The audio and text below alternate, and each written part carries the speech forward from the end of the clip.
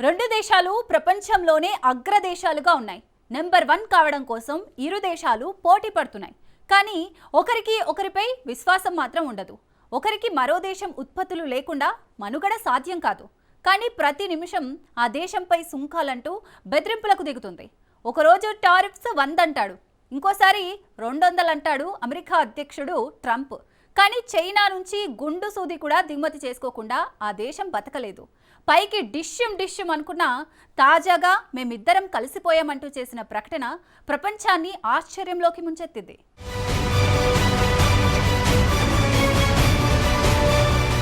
అగ్రరాజ్యం అమెరికా, రెండో అగ్రరాజ్యం చైనా.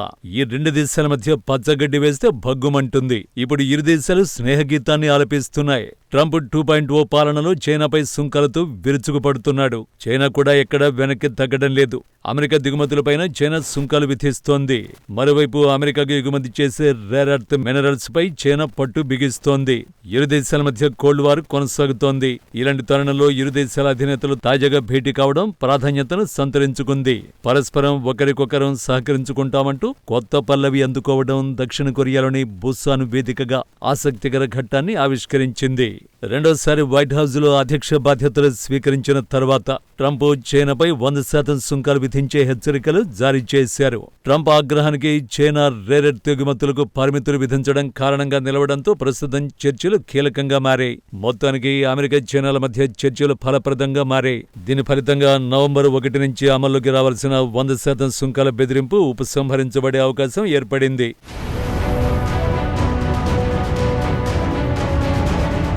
ఆరేళ్ల విరామం తర్వాత అమెరికా అధ్యక్షుడు డొనాల్డ్ ట్రంప్, చైనా అధ్యక్షుడు జీ జిన్పింగ్ మధ్య జరిగిన సమావేశం కొత్త పేజీని లిఖించింది. వాణిజ్య యుద్ధం, సుంకాల ఉద్రిక్తతల మధ్య జరిగిన ఈ భేటీ అరుదైన భూముల ఒప్పందంతో ముగిసింది. రక్షణ, ఆటోమొబైల్, సెమీకండక్టర్లు, ఎలక్ట్రానిక్స్ వంటి వ్యూహాత్మక రంగాలకు కీలకమైన ఈ అరుదైన ఖనిజాల సరఫరా విషయంలో అమెరికా, చైనా మధ్య 1 సంవత్సరానికి సరిపడే తాత్కాలిక ఒప్పందం కుదిరింది. భేటీ ద్వారా సమస్యలకు పరిష్కారాలు కనుగొన్నామన్నాడు ట్రంప్. చైనా అమెరికా కలయిక ప్రపంచం కోసం మంచిదన్నాడు. ఎయిర్ ఫోర్స్ 1లో విలేకరులతో మాట్లాడిన ఆయన, రెండు దేశాల ఒప్పందం ఏడాది పాటు కొనసాగుతుందని, ప్రతి సంవత్సరం తిరిగి చర్చించుకొని కొనసాగేలా చేసుకుంటామన్నాడు. ఏప్రిల్లో తాను చైనా వెళ్తానన్న ట్రంప్ ఆ తర్వాత జిన్పింగ్ అమెరికాకు వస్తాడన్నారు. అమెరికా, చైనా మధ్య వాణిజ్య ఘర్షణలు గత ఏడాది నుంచి పెరుగుతూ వచ్చాయి. అయితే తాజాగా డీల్ గ్లోబల్ మార్కెట్లకు కొంత ఊరటనిచ్చే పరిణామమని చెప్పాలి. గత నెలలో బీజింగ్ అరుదైన ఖనిజాల ఎగుమతులపై ఆంక్షలు విధించడంతో అమెరికా బోరుమంది.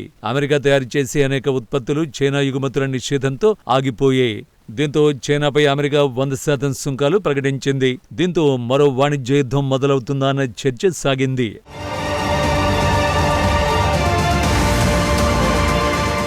బుసాన్ సమావేశంలో రెండు దేశాలు ఇచ్చిపుచ్చుకునే ధోరణిని అవలంబించే. జిన్పింగ్ ఓ శక్తివంతమైన దేశానికి గొప్ప నాయకుడని ట్రంప్ ఖితాబు ఇవ్వడమే కాదు, తమ భేటీలో చైనా అధ్యక్షుడికి 10కి 12 మార్కులు ఇస్తానంటూ పొగడ్తలతో ముంచెత్తాడు అమెరికా అధ్యక్షుడు ట్రంప్. వాణిజ్య ఒప్పందాలతో పాటుగా ఫెంటానిల్ సమస్యపై కూడా ఇద్దరు నేతలు చర్చించారు. ఆపరేషన్ చేసే సమయంలో, ఆ తర్వాత తీవ్రమైన నొప్పి నుంచి ఉపశమనం పొందడానికి ఫెంటానిల్ ఇంజెక్షన్ ఉపయోగిస్తారు. అయితే అమెరికాకు అక్రమంగా చేరుతున్న ఫెంటానిల్ రవాణాను నియంత్రించడంలో చైనా సహకరిస్తుందని జిన్పింగ్ హామీ ఇచ్చాడని ట్రంప్ చెప్పాడు. భేటీ తర్వాత ట్రంప్ తీరుపై జిన్పింగ్ సానుకూలంగా స్పందించాడు. పలు అంశాల విషయంలో ఘర్షణలు సహజమన్న ఆయన, చైనా అమెరికా సంబంధాలు సరైన మార్గంలో ఉండాలన్న అభిలాషను వ్యక్తం చేశారు. ఇరు దేశాలు భాగస్వాములు, స్నేహితులుగా ఉండాలన్నాడు. బాధ్యతను పంచుకోవలసిన వారు కలహించుకోవడం మంచిది కాదన్నాడు. ఈ సమావేశం ఆసియా పసిఫిక్ ఆర్థిక సహకార ఎపెక్స్ సమ్మిట్ సందర్భంగా జరిగింది. ప్రపంచవ్యాప్తంగా కొనసాగుతున్న ఇంధన, సాంకేతిక, సైనిక ఉద్రిక్తతల మధ్య ఈ భేటీ సాగింది.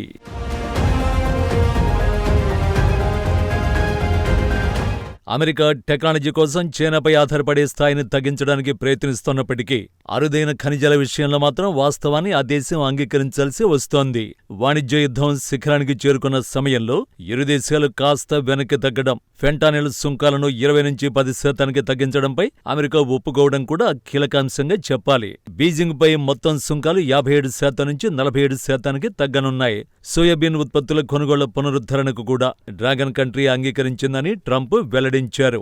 రేర్ ఎర్త్ మెటీరియల్ కు సంబంధించిన సమస్య కూడా పరిష్కారమైందని ట్రంప్ వెల్లడించారు. ఈ మెటీరియల్స్ ను ఏడాది పాటు ఎగుమతి చేసేలా చైనా అంగీకరించిందని, ఈ మేరకు ఇరు దేశాల మధ్య అగ్రిమెంట్ కుదిరిందని చెప్పారు. ప్రతి ఏటా అగ్రిమెంట్ ముగిసిన వెంటనే చర్చలు జరుపుతామని వెల్లడించారు. ఇక చైనాతో త్వరలోనే వాణిజ్య ఒప్పందం కూడా కుదురుతుందని ట్రంప్ విశ్వాసాన్ని వ్యక్తం చేశారు. అమెరికా నుంచి ప్రతి ఏటా 25 మిలియన్ మెట్రిక్ టన్నుల సోయాబీన్ దిగుమతి చేసుకోవడానికి చైనా అంగీకరించింది.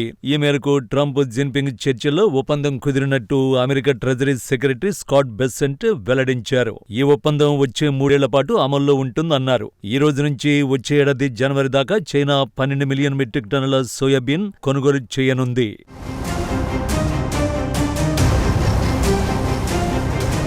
2024 ఎన్నికల్లో విజయం సాధించిన తర్వాత ట్రంప్ తిరిగి అంతర్జాతీయ వేదికపై చురుకైన చర్చలతో ముందుకు సాగుతుండగా, జిన్పింగ్ కూడా చైనాకు ఎదురవుతున్న ఆర్థిక ఒత్తిడిని తగ్గించడానికి దౌత్య మార్గాన్ని ఎంచుకున్నట్టు కనిపిస్తోంది. బుసాన్ సమావేశం వాణిజ్య యుద్ధాలను ఆపే దిశగా సాగిందా, లేదంటే వచ్చే రోజుల్లో మరింత రచ్చకు కారణమవుతుందా అన్నది త్వరలో తేలనుంది.